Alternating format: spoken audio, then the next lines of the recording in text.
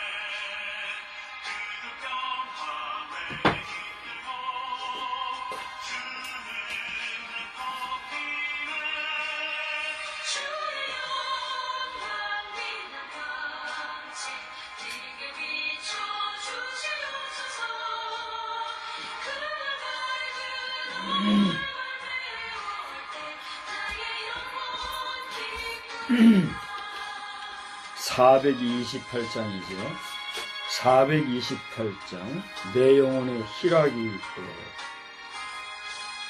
내 영혼의 희락이 있고 그 소망 넘치네 주 예수 복을 주시고 또 내려주시네 주의 영광 빛난 그 광채 내게 비춰 주시옵소서. 화면 됐습니까? 그 밝은 얼굴 배울 때 나의 영혼 기쁘다. 아멘.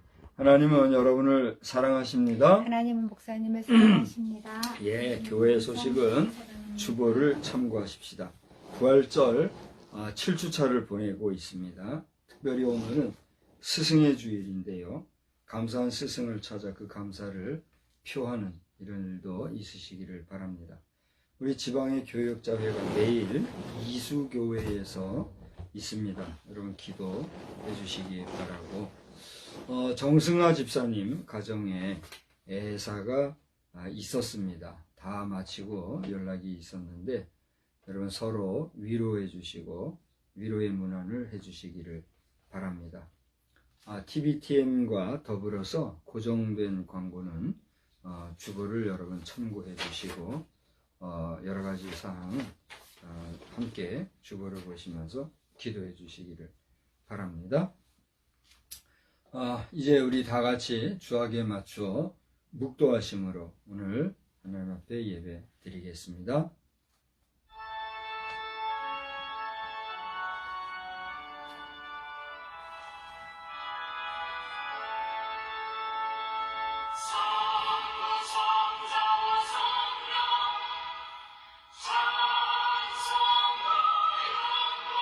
여호와여, 주의 말씀대로 주의 인자하심과 주의 구원을 내게 임하게 하소서. 그리하시면 내가 나를 비방하는 자들에게 대답할 말이 있사오리니 내가 주의 말씀을 의지함이니이다. 아멘. 거룩하신 하나님, 우리가 의지할 것이 많고 또 여러 가지를 의지하며 살아가는 가운데 있지만 무엇보다도 우리의 의지할 것은 하나님의 말씀인 줄 믿고 고백합니다. 주의 말씀이 육신으로 또 이 땅에 여러 가지 성취되어지는 역사로 우리 곁에 있을 때에 하나님의 임재하심과 임마누엘 하심을 기억하고 또 체험 중에 승리하며 살아가는 저희들이 다 되게 하여 주시옵소서. 이 시간에도 우리의 드리는 예배가 주께 연락되기를 예수 그리스도의 이름으로 기원하옵나이다. 아멘. 다 같이 자리에서 일어나셔서 찬송가 1장을 함께 부르시겠습니다.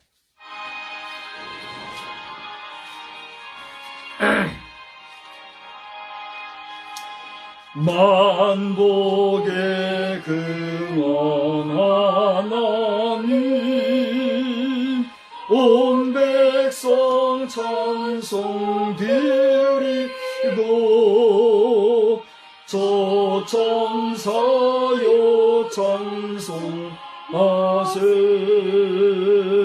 찬송 성부 성자 성령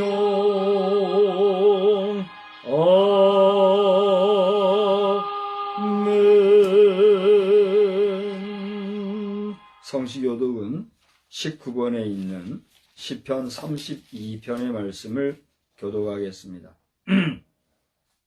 19번 시편 32편입니다. 허물의 사함을 받고 자신의 죄가 가려진 자는 복이 있도다. 마음에 간사함이 없고 여호와께 정죄를 당하지 아니하는 자는 복이 있도다. 내가 입을 열지 아니할 때에 종일 신음함으로 내 뼈가 쇠하였도다. 주의 손이 쥐하로 나를 누르시오니 내 진액이 빠져서 여름 가뭄에 마름같이 되었나이다. 주께 내 죄를 아뢰고 내 죄악을 숨기지 아니하였더니 곧 주께서 내 죄악을 사하셨나이다. 이로 말미암아 모든 경건한 자는 주를 만날 기회를 얻어서 주께 기도할지라. 진실로 홍수가 범람할지라도 그에게 미치지 못하리이다. 주는 나의 은신처이오니 환난에서 나를 보호하시고 구원의 노래로 나를 들으시리이다. 너희 의인들아 여호와를 기뻐하며 즐거워할지어다. 마음이 정직한 너희들아 다 즐거이 외칠지어다. 아멘. 전능하사 천지를 만드신 하나님 아버지를 내가 믿사오며 그 외아들 우리 주 예수 그리스도를 믿사오니 이는 성령으로 잉태하사 동정녀 마리아에게 나시고 본디오 빌라도에게 고난을 받으사 십자가에 못 박혀 죽으시고 장사한 지 사흘 만에 죽은 자 가운데서 다시 살아나시며 하늘에 오르사 전능하신 하나님 우편에 앉아 계시다가 저리로서 산 자와 죽은 자를 심판하러 오시리라. 성령을 믿사오며 거룩한 공회와 성도가 서로 교통하는 것과 죄를 사하여 주시는 것과 몸이 다시 사는 것과 영원히 사는 것을 믿사옵나이다. 아멘. 자리에 앉으셔서 우리 찬송가 나는 세상의 빛이니 여러분 주보에 지난 주간에 제가 주중에 보내드렸죠. 이 곡을 참고하시고 함께 부르겠습니다.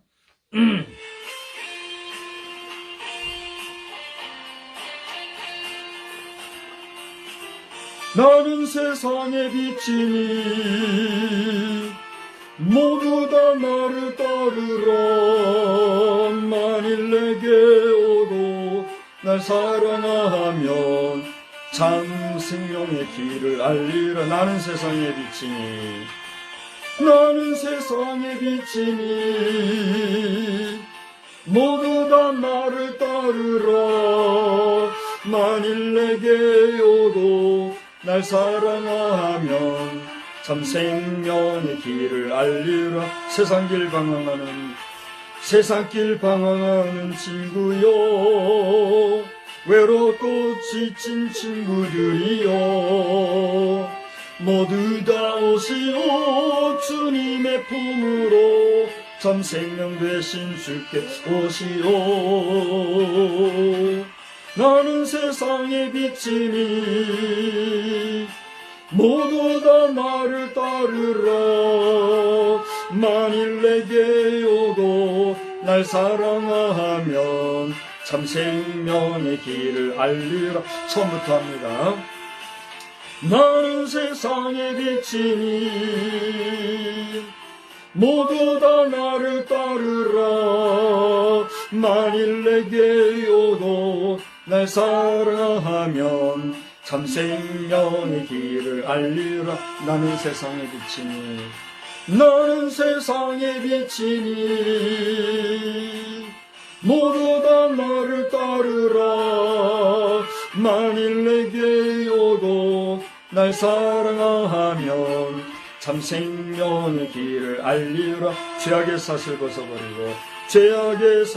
벗어버리고 주님의 품에 나오시오. 어느 곳에 있든지 주님의 은혜를 늘 기억하며 찬양하여라. 나는 세상의 빛이니 모두 다 나를 따르라. 만일 내게 오고 날 사랑하면 생명의 길을 알리라. 마지막으로 합시다. 나는 세상의 빛이니 모두 다 나를 따르라. 만일 내게 오고 날 사랑하면 참 생명의 길을 가리라. 이 시간에는 이미경 사모님 기도 해주시겠습니다.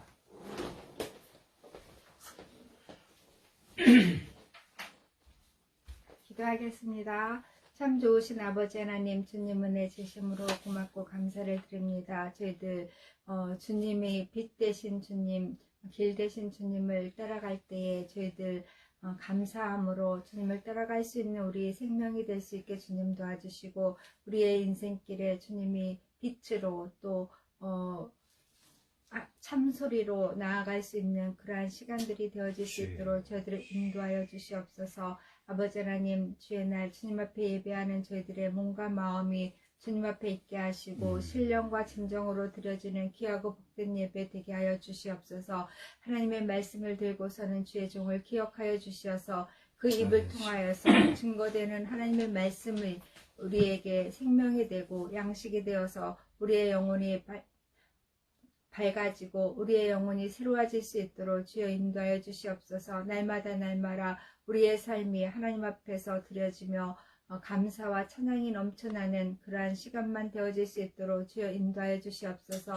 특별히 함께 예배하는 우리 자녀들이 있습니다. 또 우리 성도들이 있습니다. 기억하여 주시어서 그들의 삶 가운데서, 그들의 생활 가운데서 그리스도의 향기가 되고 그리스도의 빛이 되게 하여 주시고, 아버지 하나님, 그들의 모습을 보고 많은 자들이 주님의 사랑을, 그리스도의 빛을 발견할 수 있는 귀하고 복된 시간들만 넘쳐날 수 있도록 주여 인도하여 주시옵소서. 특별히 이 나라를 기억하여 주시어서 험악한 세상입니다. 주님 함께해 주시고 선한 생각들이, 밝은 생각들이, 옳은 생각들이 아버지 넘쳐날 수 있게 주님 도와주시옵소서. 무엇보다도 하나님의 마음으로 나아가는 이 나라의 민족이 다 될 수 있도록 주여 도와줄 것을 간절히 빌고 소원합니다. 하나님을 믿는 저희 성도들이 먼저 하나님 앞에서 선하게 하시고 올바르게 하시고 바른 삶 살아갈 수 있도록 주여 인도해 주시옵소서. 함께 하신 주님께 감사하며 예수님의 이름으로 기도드리옵나이다. 아멘.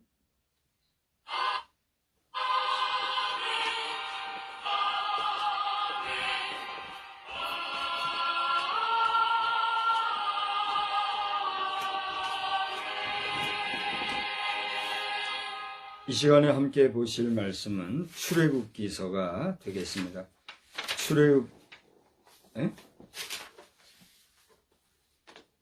출애굽기서에서 보겠습니다. 시편이죠, 시편. 죄송합니다. 오늘 병원 예배도 그렇고 실수를 많이 하네요. 시편 107편이에요. 주보 순서지에는 여러분 사도행전으로 기록이 되어 있죠. 그거를 시편으로 정정해서 읽겠습니다. 시편 107편 10절로 16절까지를 보시겠습니다.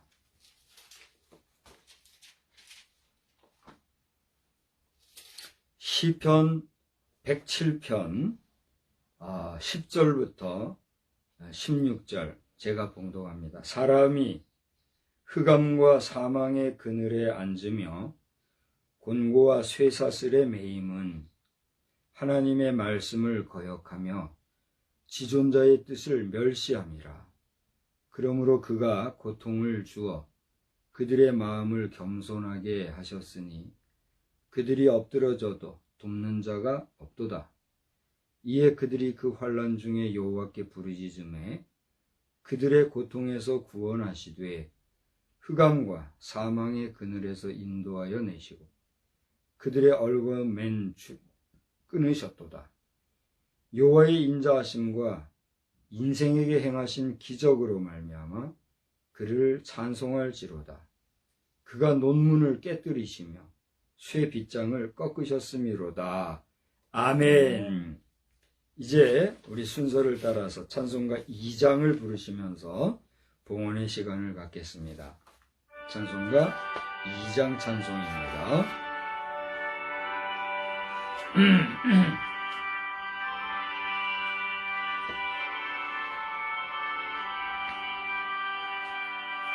찬양 성부 성자 성령 성사 일체께 영원 무궁하기까지 영광을 돌리세 영광을 돌리세 아멘.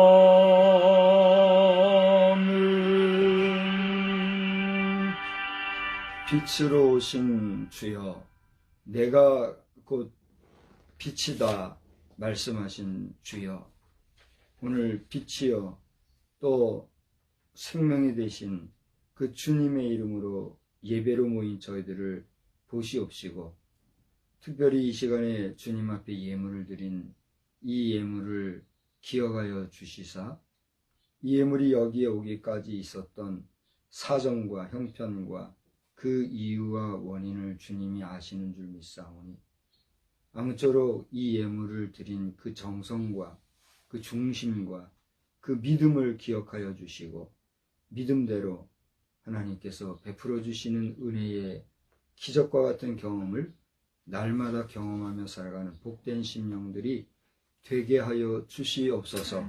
그래야 하나님께는 영광이 되고 우리에게는 이 땅에 거하는 동안 주의 큰 기쁨의 증언자들이 다 되게 하여 주시옵소서. 이 시간에도 말씀 안에서 큰 은혜 받기를 원하옵고 예수님의 거룩하신 이름으로 기도드리옵나이다. 아멘. 하나님은 살아계십니다. 아멘. 하나님은 우리와 함께 하십니다. 아멘. 하나님은 영원히 우리와 함께 하시는 임마누엘 하나님이신 줄 믿으시기 바랍니다. 아멘. 오늘 저는 여러분과 함께 빛이십니까? 이런 제목으로 말씀을 전하고자 합니다. Are you right really? Are you right really? 그렇게 한번 제목을 삼아 보아요. 여러분 다 같이 한번 해봅시다.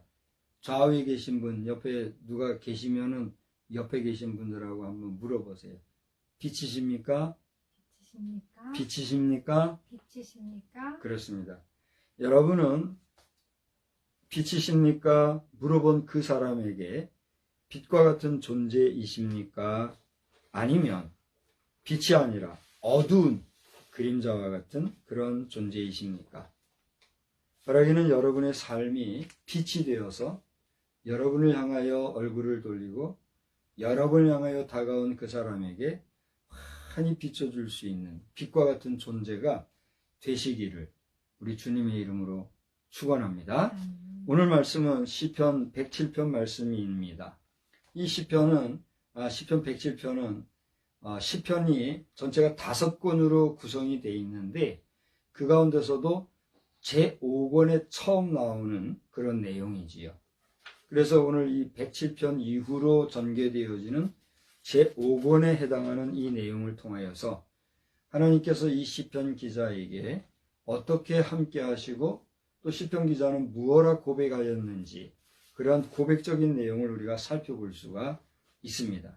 그런데 우리가 읽은 이 시편 107편에서 특별히 오늘 본문으로 삼은 10절에서부터 16절까지만 끊어서 보았습니다만 사실 22절까지가 전체적으로 한 문단으로 우리가 읽을 수 있는 그런 부분이지요. 1절에서부터 9절까지 보면은 거기에는 영혼과 영원함 이런 내용이 나와서 하나님을 사모하는 영혼이 영원히 하나님의 은혜 가운데 거한다는 그런 말씀이 나와요.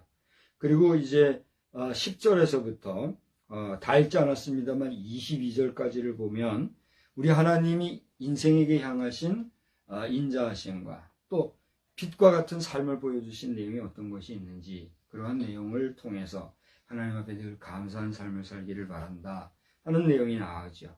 또 23절 이후로부터 보시면 하나님의 인자하심과 또 그 하나님의 기적을 베푸시는 그런 하나님의 역사하심이 기록되어 있는 것을 보게 돼요. 이렇게 여러분들이 똑같은 시편 한 편이라도 이렇게 그 문단별로 상황별로 내용별로 이렇게 구분해 가면서 읽다 보면은 그 읽는 순간에 느껴지는 하나님의 주시는 은혜가 무궁무진한 것을 알 수가 있을 겁니다. 바라기는 성경을 사모할 뿐 아니라 여러분 애독하시는 가운데 성경을 읽고 묵상하는 그 순간에 주시는 하나님의 위로부터의 참 은혜와 평강이 여러분에게 충만히 임하시기를 또한 우리 주님의 이름으로 축원합니다. 오늘은 부활절이 지난 이후에 7번째 주일이죠. 그래서 부활 후 7주차라 이렇게 하기도 해요. 그런데 특별히 오늘은 우리 교단이 정한 스승의 주일이기도 합니다. 제가 우리 교단에서 이 5월 가정의 달에 펼치고 있는 교회력을 쭉 한번 살펴보았어요. 그랬더니 2016년도부터는 어린이 주일과 어버이 주일이 각각 따로따로 전개가 됐어요. 5월 첫 주일은 어린이 주일, 5월 둘째 주일은 어버이 주일, 그리고 셋째 주일은 부부 주일과 스승의 주일이 같이 있더라고요. 그 다음에 이제 4주차 되는 주일은 삼위일체 주일이다. 이렇게 우리 교단에서 정했다고요. 그러다가 2017년도에는 똑같이 어린이 주일, 어버이 주일, 부부 주일, 스승의 주일을 1, 2, 3주로 지내다가 4주차는 성결교회 주일로 지내게 되었습니다. 그것이 2020년도까지는 변함없이 계속 와요. 그러다가 2021년도에는 5월이 5주차가 있었기 때문에 1, 2, 3주에는 그대로 어린이, 어버이, 그 다음에 스승의 주일과 부부 주일을 같이 지내다가 4주에는 건너뛰고 5주차에 성결교회 주일 이렇게 했어요. 2022년도에도 그렇게 됐었는데 작년도부터는 어린이 주일과 어버이 주일을 첫 주로 지내게 되더라고요. 그 다음에 두 번째 주일을 부부 주일, 스승의 주일 이렇게 지내고 그 다음에 3주 차에는 교단 총력 전도 주일을 새로 보내고 있어요.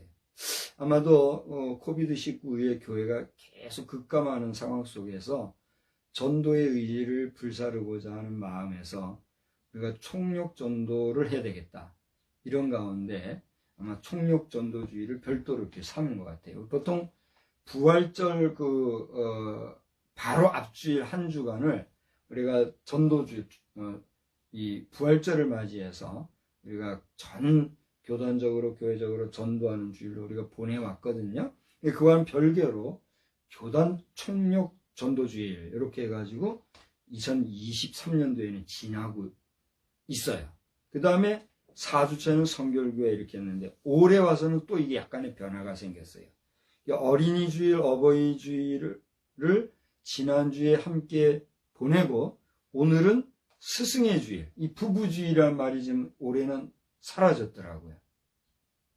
제가 이것을 여러분 앞에 이렇게 소개하는 것은 특별한 게 아니죠. 사라진 게 아니라 다음 주일을 부부주일로 이렇게 했어요. 그래서 올해는 스승의 주일과 부부주일을 따로 이렇게 해가지고 지내게 되는 것 같아요. 제가 이걸 이제 살피면서 이것이 우리 교단 전체적으로 합의가 되고 또 이 모든 교회가 이러한 변화의 상황들을 알고 충분히 이해하면서 온 교회가 함께 지내고 있는가? 아니면 우리 교단에 이런 몇몇 행정하는 사람들이 임의로 이게 일방적으로 정해서 이 목회력에 공고한 그런 하나의 어떤 선언적인가 그런 거를 제가 일부러 확인하거나 해보지는 않았어요. 제가 설교 시간에 이것을 굳이 얘기하는 이유는 뭐냐 하면 우리 각 교회마다 그 교회의 절기를 따라서 또는 교회력, 목회력이라고도 하죠. 그러한 교회의 어떤 흐름이 있는데 그 흐름들 가운데서도 특별히 이번 5월 달에는 이처럼 어린이와 어버이, 또 스승과 부부 이런 각계각층의 여러 종류의 사람들을 돌아보면서 우리가 가정적이고 또 이 좋은 계절에 우리 함께 나눌 수 있는 일들에 대해서 우리가 따로따로 지내는 게 아니라 서로가 관심을 가지고 합심해서 함께 할 때 교회적으로나 교단적으로나 우리 모든 성도들이 우리 은사가 되시고 우리 아버지가 되시고 우리 가족의 천국이라고 하는 천국 가족 공동체의 주인이 되시는 하나님에 대해서 더 가까이 다가가고 더 친근하게 우리가 다가갈 수 있는 그런 은혜의 시간들이 될 수 있다는 사실을 목회자들만이 아니라 여러분들도 기억하시고 함께 기도하는 이러한 시간이 되기를 바란다 하는 마음에서 이 말씀을 오늘 여러분과 함께 서두에 소개하는 거예요. 근데 오늘 시편을 본문을 삼으면서 그러면 오늘 이 시편 107편에서 특별히 10절로 16절에서 우리에게 주는 교훈이 무엇인가? 저는 그걸 몇 가지 찾아보고 나중에 이제 요한복음을 통해서 우리 주님이 친히 언급하신 말씀을 통해서 오늘은 빛이라고 하는 부분에 대해서 제가 한번 살펴보고자 합니다. 오늘 대표기도자께서 기도하시면서도 우리가 소금과 빛이 되는 생활이 되게 하옵시며 이렇게 기도를 하셨어요. 오늘 설교를 염두에 두고 제목을 보고 예배를 준비하면서 오늘은 빛에 대해서 설교하나 보다 이렇게 깨닫고 그렇게 기도하셨는지 아니면 평상시에 우리 성도들의 삶이 빛과 소금의 삶이 되기를 바라고 또 그 원하고 그렇게 살아야 된다고 하는 그런 주체적인 의식 속에서 기도했는지 그건 제가 잘 모르겠어요. 지금 한번 물어볼까요? 어떻게 된 건지는 제가 잘 모르겠는데 이렇게 사인했으니까 두 번째 것이다 그렇게 받아들이고 본인이 어떤 주도적인 면에서 그렇게 기도했다 생각을 하는데 오늘 대표 기도자만이 아니라 여러분이나 저도 우리가 하나님 앞에 늘 기도할 때에 빛된 자녀로서의 삶을 내가 잘 살게 하여 주옵소서 라고 하는 기도는 정말 우리에게 필요한 기도라 할 수가 있겠죠.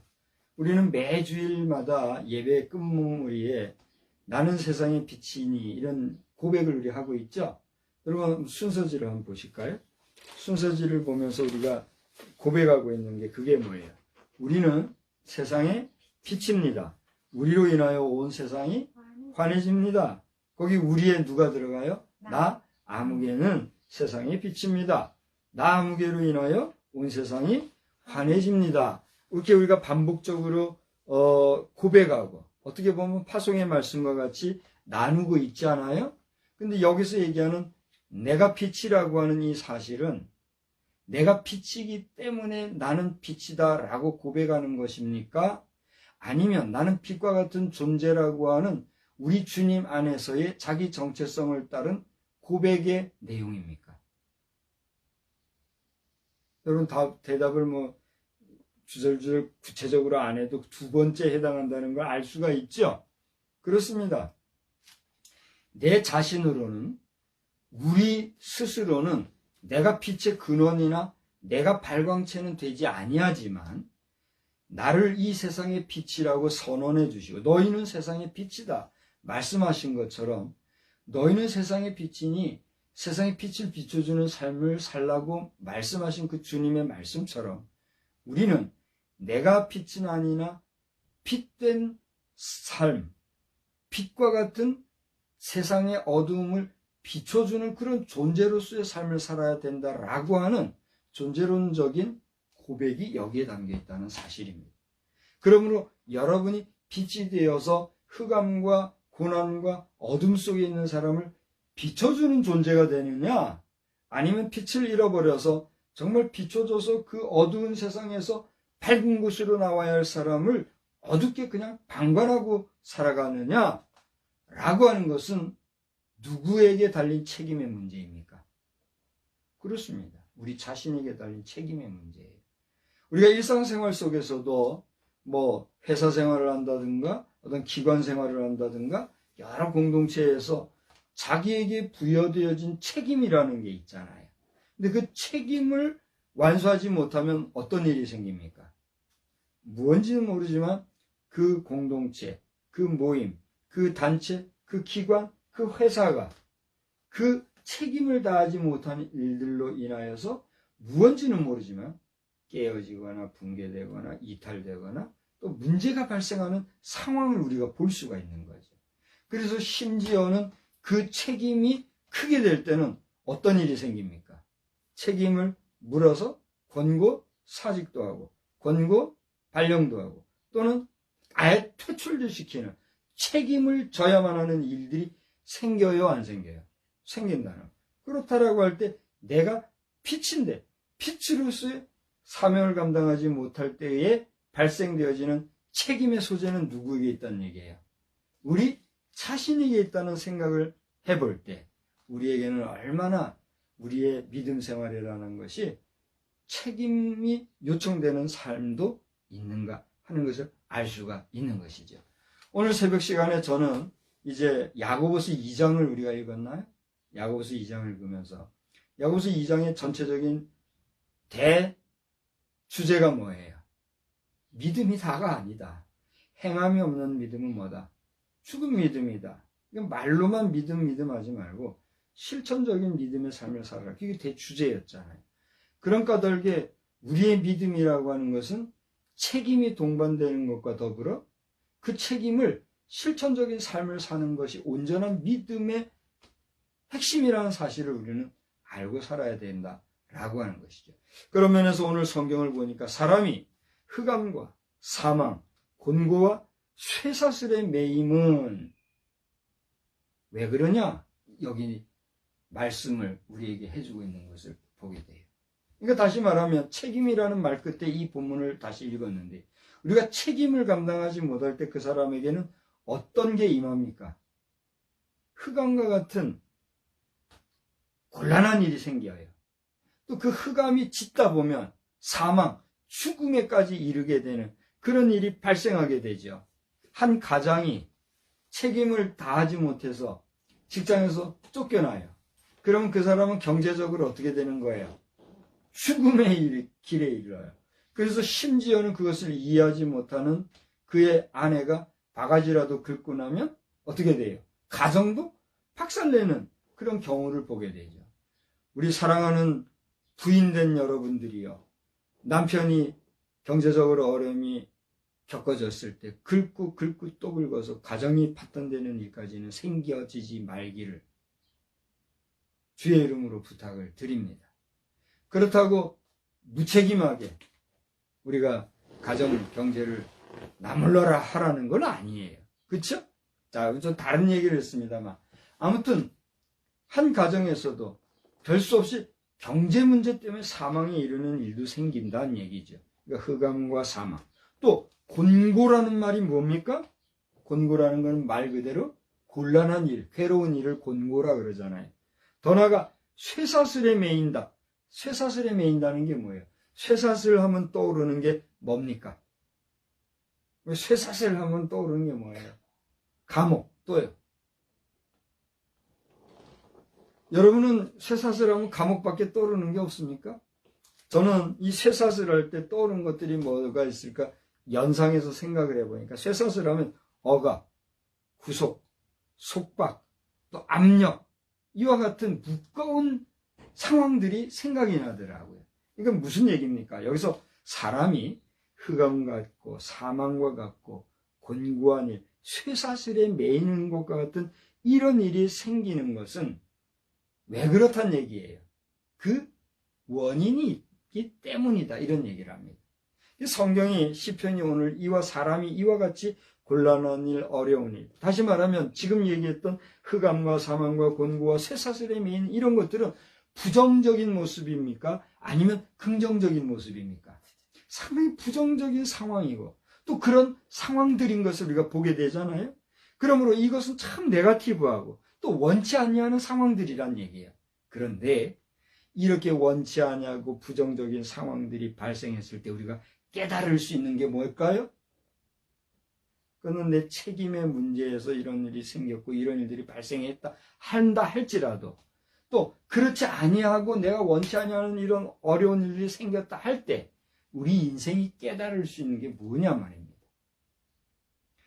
오늘 우리 믿음의 사람들은 거의 대개가 이런 정도 얘기하면 하나님과의 관계에 이상은 없는가 내가 찾아볼 자기 성찰의 시간이지. 이렇게 대답을 할 거예요. 그래요, 안 그래요? 많은 우리 믿음의 사람들은 지금 얘기한 것처럼 이렇게 부정적인 상황들이 내게 닥쳤다? 문제가 뭐지? 원인이 뭐지? 내가 하나님 앞에 잘못한 게 뭐가 있지?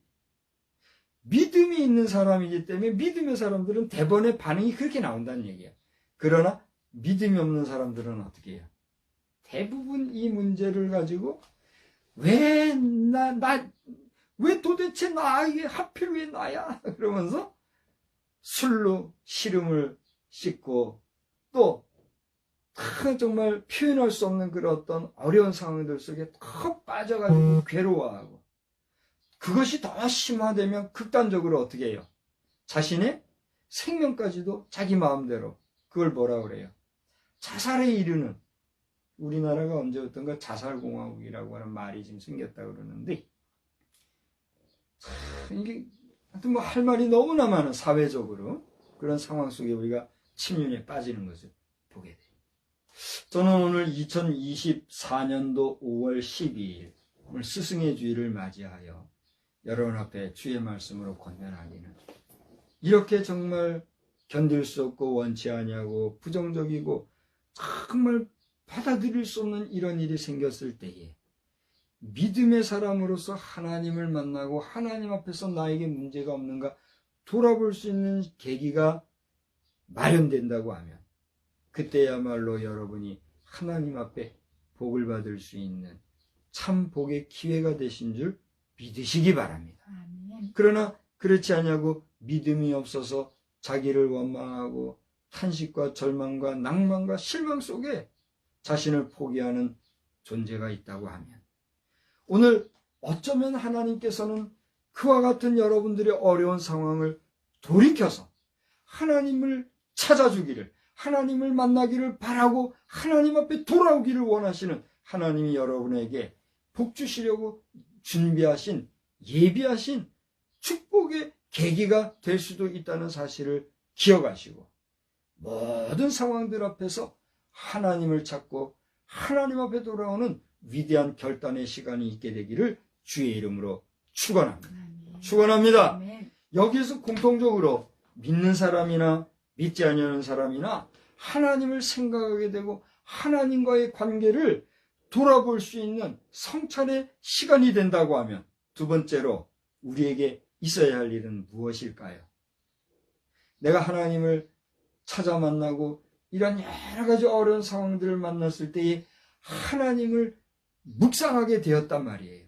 그렇다라고 하면 이 모든 일들이 생겼을 때는 그 원인이 어디에 있는가를 찾아보게 되고, 그 원인을 찾아보게 될 때는 이랬든 저랬든 이런 문제들의 발생의 근원이 누구에게 있다는 사실을 우리가 깨닫게 될까요?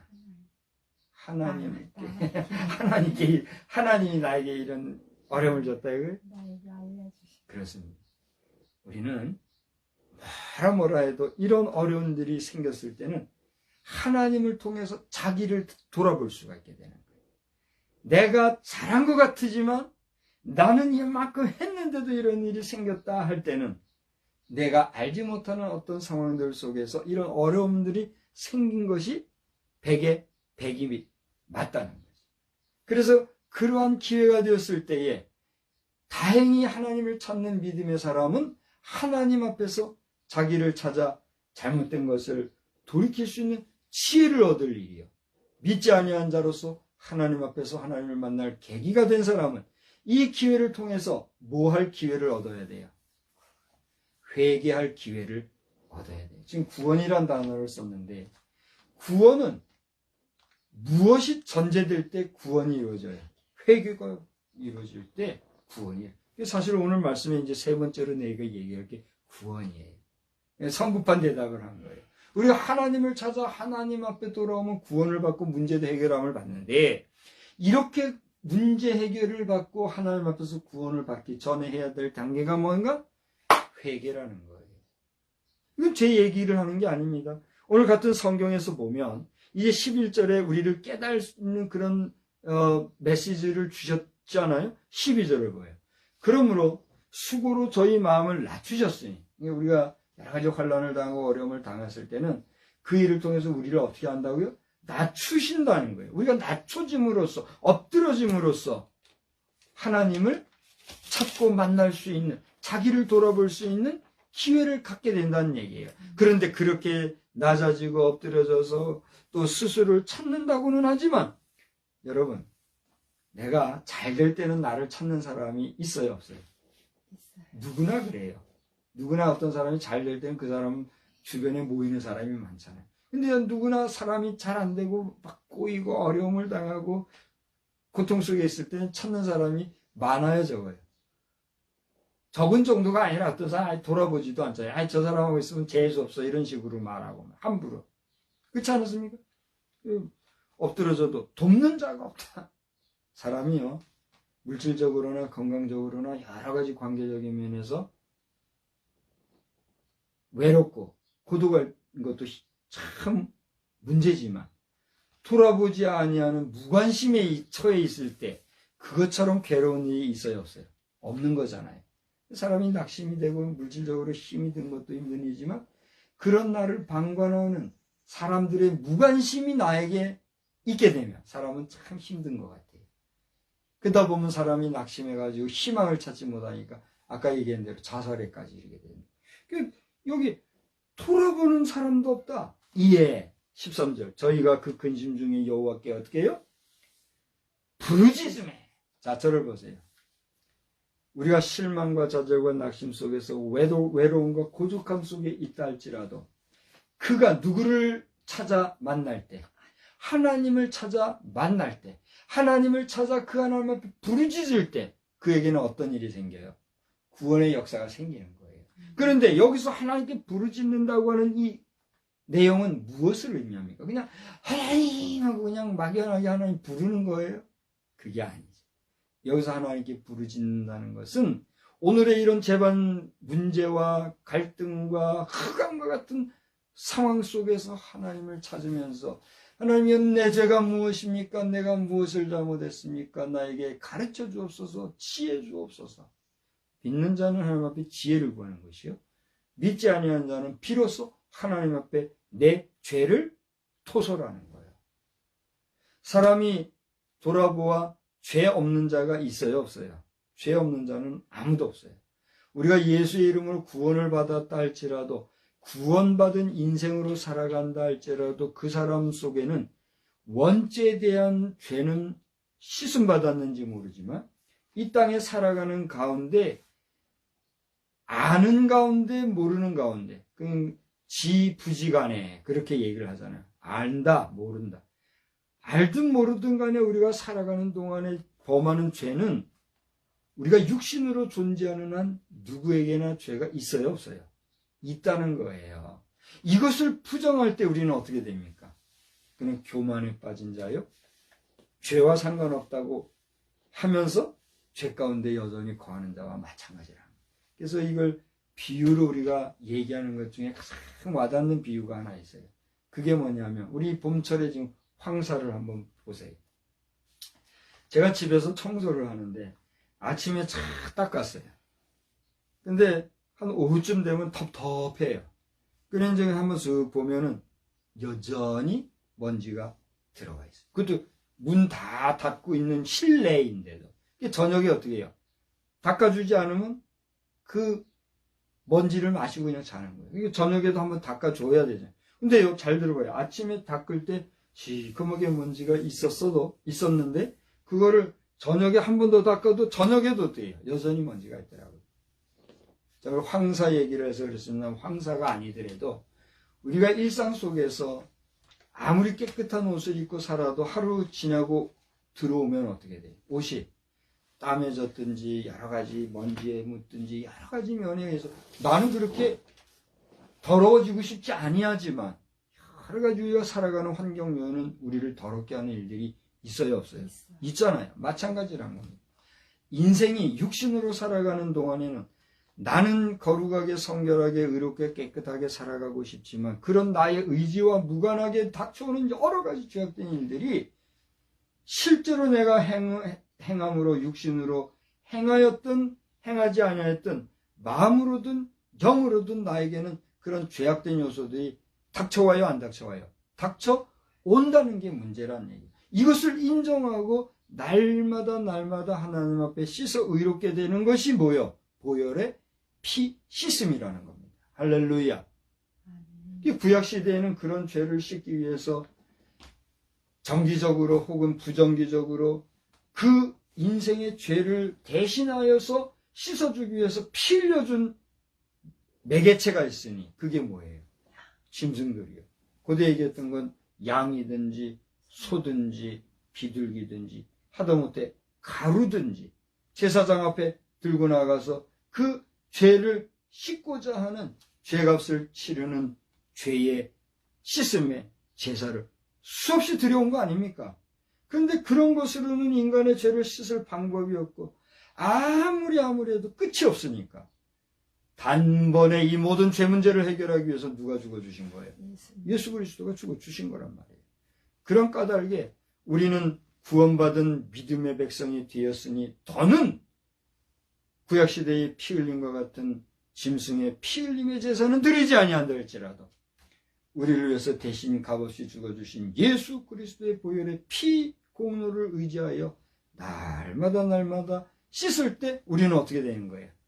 용성을 받는, 깨끗함을 받는 성결한 자녀로 날마다 거룩해지는 거예요. 아멘. 할렐루야. 아멘. 그러한 면에서 교회에서는 새벽마다 불을 밝히고 주의 전에 모여 기도하는 것이고 주일마다 또 주일 저녁으로 또 주중에는 수요일로 또 더 많이 기도하는 재단들에서는 금요일로 어떤 교회들은 매일 모이는 그런 예배를 통해서 날마다 자신을 씻어 거룩하게 하는 거란 말이에요. 할렐루야.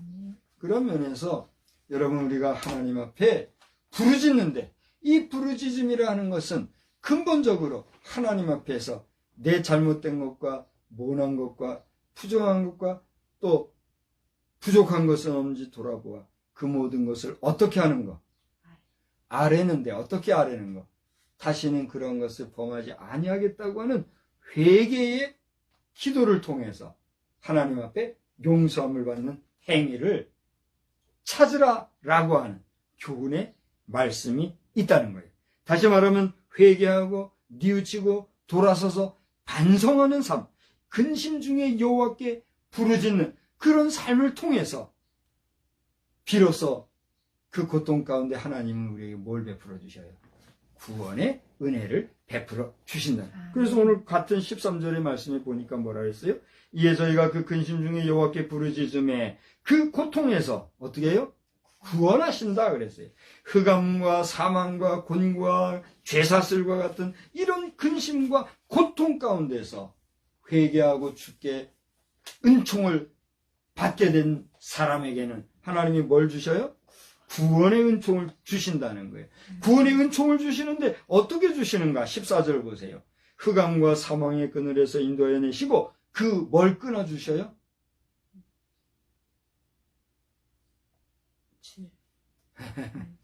그러니까 이게 탁탁탁 안 되니까 또 이렇게 끊어지잖아요. 아이 정말. 다 14절. 그 뭘 끊으셔요? 얽은 줄을 끊어준 절 보세요. 왜 제가 뜸을 들이냐면 같은 줄이라도 얽은 줄이라는 이 표현이에요. 그냥 줄과 얽은 줄의 차이가 뭐예요? 얽었다는 게 뭐예요? 그렇습니다. 그냥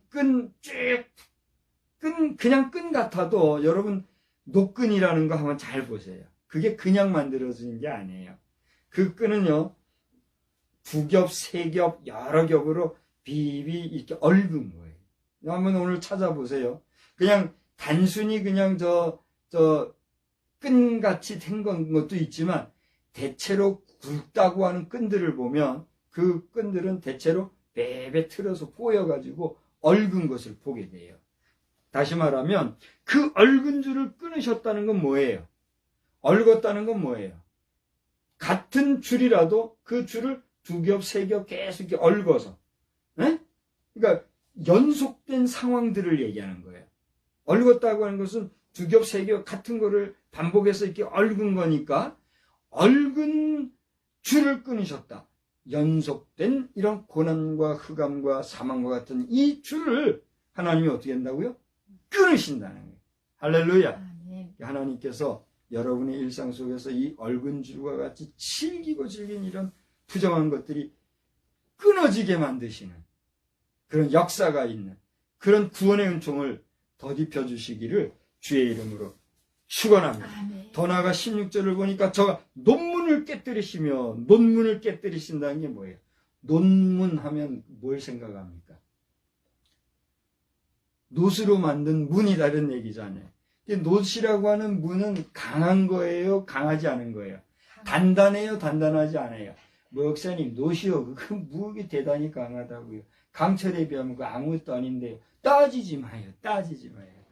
여기 논문이라고 얘기할 때는 지금 얘기하는 소위 탄소강, 강철 이와 같은 그런 것과는 비교가 사실 안 되지만 이 당시 논문이라고 하는 것은 그 당시로 볼 때 이게 지금 시편이고 시편은 언제 쓰였습니까?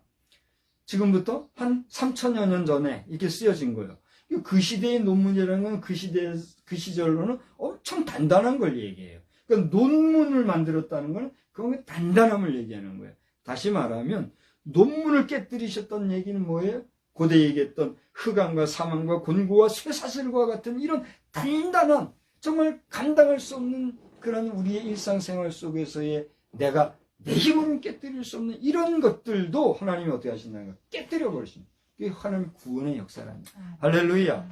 그 다음에 마지막 16절 후반절에 보니까 논문을 깨뜨리실 뿐만 아니라 뭘 꺾으셔요? 쇠빗장을 꺾으셔요. 쇠빗장이라는 건 뭐예요? 여러분 빗장이 뭐예요? 빗장. 우리 씨름에도 빗장거리라는 게 있죠. 그 빗장이 뭐예요? 그렇습니다. 여기 논문이 있으면 그 논문을 잘 봐요. 논문이 아무리 단단해도 그냥 이렇게 해놓으면은 저쪽에서 쑥 들어오면 문이 어떻게 해요? 열려버리잖아요. 이 문이 아무리 단단해도 이게 열려지지 아니하기 위해서 거는 게 뭐예요? 빗장이에요. 이 빗장은 어떻게 할 때 그 빗장으로서의 가치나 또는 빗장으로서의 역할이 있어요. 빗장이 어떻게 해야 논문을 열리지 않도록 할 수 있어요? 그렇습니다. 단단해야 돼. 여기 쇠빗장을 꺾으셨다는 얘기는 견고함을 얘기하는 거예요. 그만큼 튼튼하고 단단한 걸 얘기해요. 우리의 삶 속에서 겪는 흑암과 같은 또 사망과 같은 여기 성경에 표현된 대로 곤고하고 또 쇠사슬과 같이 매이는 그런 여러 가지 견고한 내 힘으로는 풀 수 없는 빗장과 같은 그런 일들도 하나님께서 어떻게 하시면 꺾으시면 이 모든 것이 어떻게 해요? 순간에 해결된다는 거예요. 아멘. 할렐루야. 아멘. 이와 같은 하나님의 은혜의 역사를 우리가 생각하면서 그러면 그것이 빛과는 무슨 상관이 있느냐 그 얘기를 오늘 이제 한번 나눠보자. 저는 서두에 오늘 본문을 통해서 우리가 찬송 나는 세상의 빛이니 얘기하면서 예수님이 빛이라 말씀하신 그 말씀을 생각해보자. 이렇게 연결할 거다 예고를 해드렸잖아요. 그러면 오늘 여러분 주보에도 써놨습니다만 요한복음을 한번 찾아보세요. 요한복음 8장 12절 예수께서 또 말씀하여 이르시되 나는 세상의 빛이니 나를 따르는 자는 어둠에 다니지 아니하고 생명의 빛을 얻으리라. 여러분 이 말씀은요 똑같은 요한복음 그 8장을 보면 그 앞부분을 보면은요 이게 어디서 나온 말씀인가 우리가 보게 돼요. 요한복음 8장 1절로부터 11절의 내용에 보면 다름이 아니라 현장에서 가늠하다 잡힌 여인의 이야기가 나옵니다. 예? 현장에서 가늠하다 잡힌 이 여인의 입장이 얼마나 곤란한 일입니까? 그 곤란한 일에 대한 기사가 쓰인 끝에 기록된 게 이 본문의 말씀이에요. 근데 이 8장 오늘 12절에 나는 세상의 빛이니라고 하는 이 말씀이 앞에 기록되어 있는 가늠한 여인의 사건과 연결되어서 인해하신 말씀인지 그것과는 별개로 이후에 어느 다른 곳에서 독립적으로 말씀하시는 것인지 그거는 모르겠어요. 그건 저도 모르겠어요. 그러나 중요한 것은 같은 8장 안에 기록되어 있는 여인의 이런 이야기 끝에 주님 말씀하신 나는 세상의 빛이니라고 할 때에 주님의 빛 되심을 보여주면서 언급하신 이 말씀을 통해서 이 여인의 입장에서는 어떤 모습일까요? 참 곤고하고 곤란한 일을 당한 상황이잖아요. 그러나 이 여인이 누구 앞에 있었을 때 예수 앞에 있을 때 그녀는 어떻게 했어요? 상당히 심각한 심지어 돌에 맞아 죽을지도 모르는 운명 그런 곤란한 상황 속에 있었지만 그가 나는 세상의 빛이니 말씀하셨던 그 주님을 만났기 까닭에 그는 어떻게 됐어요? 그 죽을 수밖에 없는 상황에서부터 구원함을 받았다는 사실. 할렐루야. 이 여인이 그때 예수를 만나지 않았다면 구원받을 수 있었을까요? 생명을 담보받을 수 있었을까요? 돌에 맞아 죽었을지도 몰라요. 그러나 많은 사람이 돈을 들고 이 여인을 치료했을 때 너희 가운데 죄 없는 자가 먼저 돌로 쳐라 했을 때 어떻게 했어요? 다 돌을 놓고 하나하나 흩어지고 여인은 혼자 남아 구원받았다는 걸 보게 됐어요.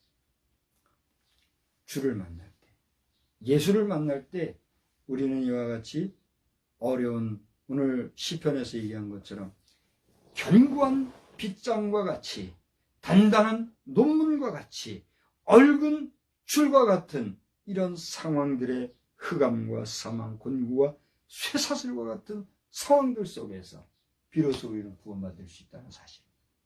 할렐루야. 아멘. 예수를 만나시기 바랍니다. 빛이신 주님을 만나시기를 주의 이름으로 축원합니다. 더 나아가 그 빛이신 주님이 나는 빛이 아니지만 여기서 내가 누구예요? 그것은 여러분 자신. 우리는 빛이 아니지만 내게 빛의 자녀라고 말씀해 주신 주님의 그 말씀 안에서 나는 뭐가 돼요? 빛이기 때문에 그러므로 빛된 자아성찰과 그 빛에 조명하는 삶을 살아가는 우리가 되어야 될 줄로 믿습니다. 빛은 뭐 할 때 가치가 있어요? 비출 때, 조명할 때, 여러분 조명등이라는 거 아시잖아요. 조명등이 뭐예요? 말 그대로 비추는 빛이란 말이에요. 예수의 자녀, 예수의 사람, 예수의 백성으로서 빛된 삶을 우리가 비춰줄 때에 그 빛된 나를 향하여 다가오고 나를 바라보는 사람, 나를 통하여 구원의 은총도 덧입는 역사가 나타나기를 주의 이름으로 축원합니다. 아멘. 이 일은 내가 할 수 있는 것이 아니라 내게 능력 주시는 예수 안에서 할 수 있는 예수의 사람의 삶이라는 사실입니다. 저와 여러분이 이처럼 빛이십니까? 물어봤을 때 내가 빛이다. 나를 따르라. 한번 따라합시다. Follow me. Follow me.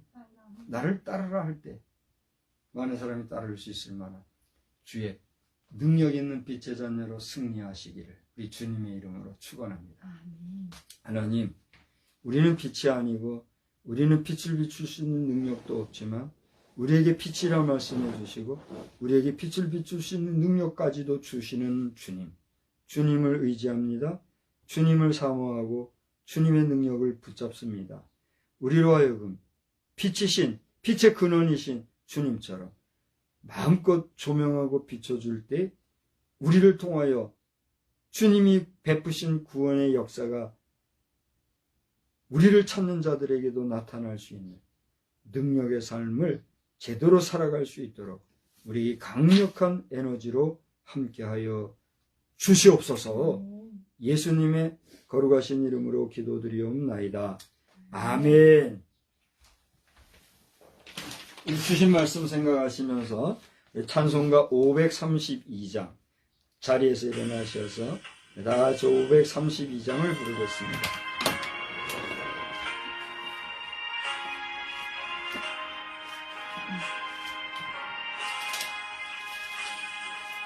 주께로 한 걸음씩 왜 가지 않느냐 내 죄를 잡아가고 그 앞에 나가라 한 걸음씩 한 걸음씩 주께 나오라 주님께 아뢰이면 너 복을 받으리라 값없이 주는 은혜 너 거절 말아라 주께로 한 걸음씩 너 빨리 나가라 주께서 너를 맞아 내 죄를 사하리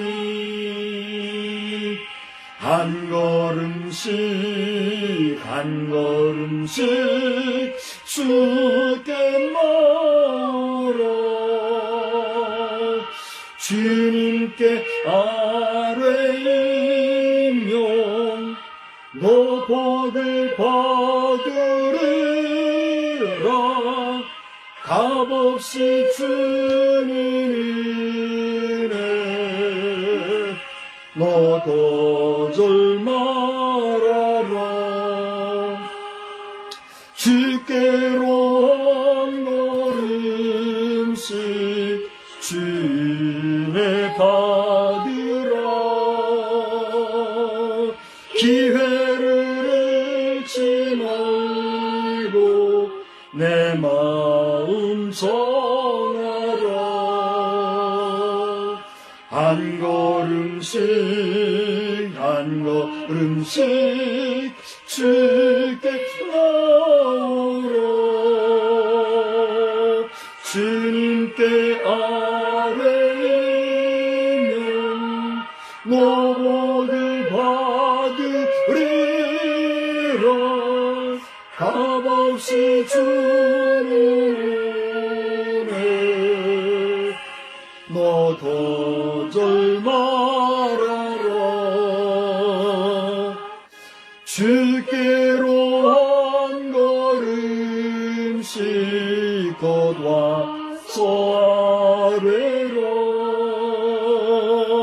기쁘게 너의 몸을 주 앞에 드리라. 한 걸음씩 주께 나오라. 주님께 아뢰면 너 복을 받으리라. 값없이 주는 은혜 너 거절 말아라. 우리는 세상의 빛입니다. 우리로 인하여 온 세상이 환해집니다.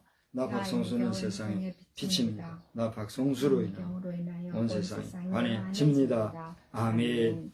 이제는 길이요 진리요 생명이시자 빛이신 우리 구주 예수 그리스도의 놀라우신 은혜와 아버지 하나님의 무궁하신 사랑하심과 성령님의 조명해 주시는 은총의 역사, 은혜의 역사를 붙잡고 또 우리 자신 나는 빛이 아니지만 내게 빛의 소명을 주신 빛의 사명을 주신 그 주님의 사명을 따라 용기 있게 나아가기를 다시 한번 다짐하는 우리 모두 머리 위에 이제로부터 영원히 함께 계실지어다. 아멘.